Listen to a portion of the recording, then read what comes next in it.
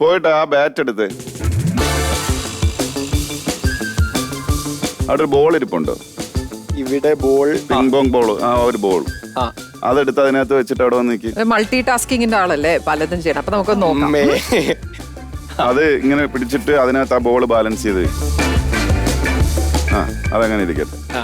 ഒരു ആങ്കർ, അത് തറ വീഴാൻ പാടില്ല. ഒരു ആങ്കർ ആകണം എന്നുള്ള ഭയങ്കര ആഗ്രഹമുള്ള ആളല്ലേ? ഒരു ആങ്കർക്ക്, ടെലിവിഷനിൽ ഒരു ആങ്കർക്ക് വേണ്ട ക്വാളിഫിക്കേഷൻസ്, അതായത് യോഗ്യതകൾ എന്തൊക്കെയാണ്?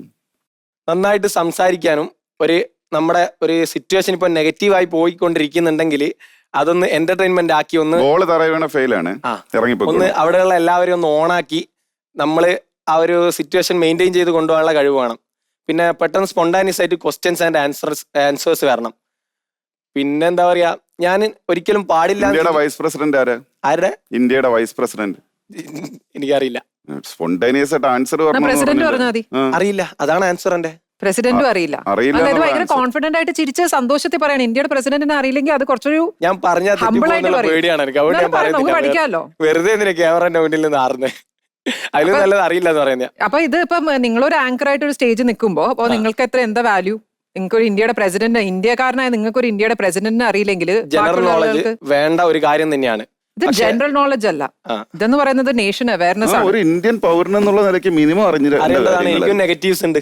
എന്റെ നെഗറ്റീവ് ഒരുപാട് പ്രത്യേകതകളുള്ള ഒരു പ്രസിഡന്റ് ആണ് ഇന്ത്യക്ക് ഇപ്പൊ ഉള്ളത്. ഒരു ആദ്യത്തേത് എന്ന് പറയാൻ പറ്റുന്ന ഒരു, സോറി എനിക്ക് പറയാൻ പറ്റില്ല അല്ലെ? സാല എന്നിട്ട് അതിന് പറഞ്ഞത് അറിയില്ല എന്നുള്ള കോൺഫിഡൻസ്. എനിക്കറിയില്ല, അതൊരു ഉത്തരല്ലേ എന്നുള്ളത് അല്ലെ?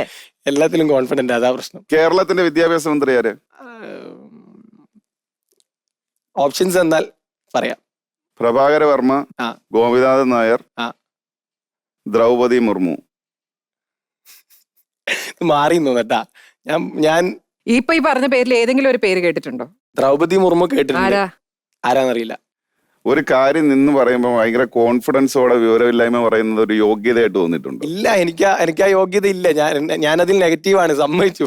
അല്ല, ഒരു ഭയങ്കര ഒരു തിൻ ലൈനാണ് കോൺഫിഡൻസിനും ഓവർ കോൺഫിഡൻസിനും ഇടയ്ക്ക്. എനിക്ക് എവിടെയോ സത്യം പറഞ്ഞാൽ കയറി വന്നപ്പോഴത്തേക്കും ആ ഒരു ലൈൻ ക്രോസ് ചെയ്ത ആള് കുറച്ച് ഓവർ കോൺഫിഡന്റ് ആണോ എന്ന് തോന്നി. ശരി, ഇപ്പൊ ഈ ആങ്കർ സ്റ്റേജ് എന്നൊക്കെ പറയുന്നുണ്ട്. സ്റ്റേജ് അല്ലല്ലോ ആങ്കറിങ്, പല തരത്തിലുള്ള ആങ്കറിങ് ഉണ്ട്. അപ്പം എന്ത് ടൈപ്പ് ഷോ ആണ് ചെയ്യാൻ ഇഷ്ടം? എന്ത് ടൈപ്പ് അത് ഡിപ്പെൻഡ് ഓൺ വരുന്നതിനനുസരിച്ച് എനിക്ക് എല്ലാം ചെയ്യാം. കൊണ്ടുവച്ചു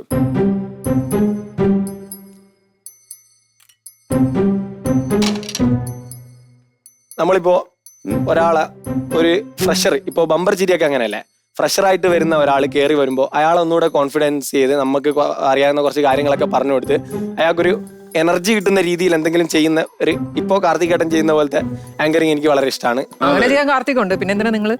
ഞാനിപ്പോ പറഞ്ഞ നീയോ അതേ സ്റ്റൈലില് പല അവസരങ്ങളും വരുമല്ലോ. അതിന് നമ്മള് കാർത്തികനെ വിളിക്കും. പിന്നെ നിങ്ങൾ എന്തിനാ വിളിക്കുന്നത്? കാർത്തികേട്ടൻ ഒറ്റ ആളല്ലേ ഉള്ളൂ, 2 ഷോ എന്ത് ചെയ്യും? എന്നെ പോലത്തെ ഒരാൾ വേണ്ടേ? വേണ്ടല്ലോ. നിങ്ങൾക്ക് സ്വന്തമായിട്ട് ഒരു ഐഡന്റിറ്റി വേണ്ടേ? ഇപ്പൊ ഇവിടെ ഇരിക്കുന്ന നമുക്ക് 4 പേർക്കും 4 പേരുടേതായ ഒരു ഐഡന്റിറ്റി ഇല്ലേ? അപ്പം എന്താണ് നാഫിയുടെ ഐഡന്റിറ്റി? നാഫിയെ ബാക്കിയുള്ളവരിൽ നിന്ന് വ്യത്യാസം. എനിക്ക് കാർത്തികേട്ടനെ പോലെ ആവണം എന്നുള്ളത്. നാഫിയുടെ പേര് വേറെ ആർക്കും ഇല്ല. അതുപോലെ എനിക്കിപ്പോ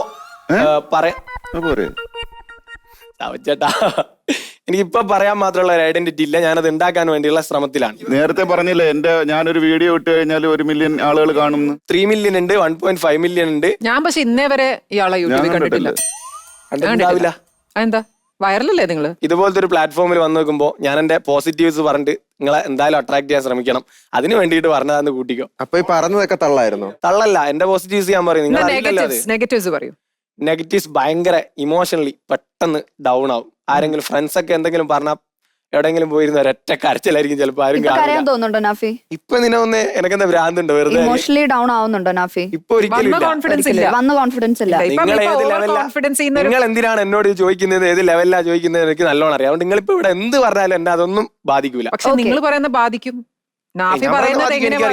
ഞാനത് അർഹിക്കുന്നുണ്ടെ മാത്രമേ എനിക്കത് കിട്ടണ്ടു. അങ്ങനെ നെഗറ്റീവ് പെട്ടെന്ന് ചോദിച്ചാൽ വരില്ല.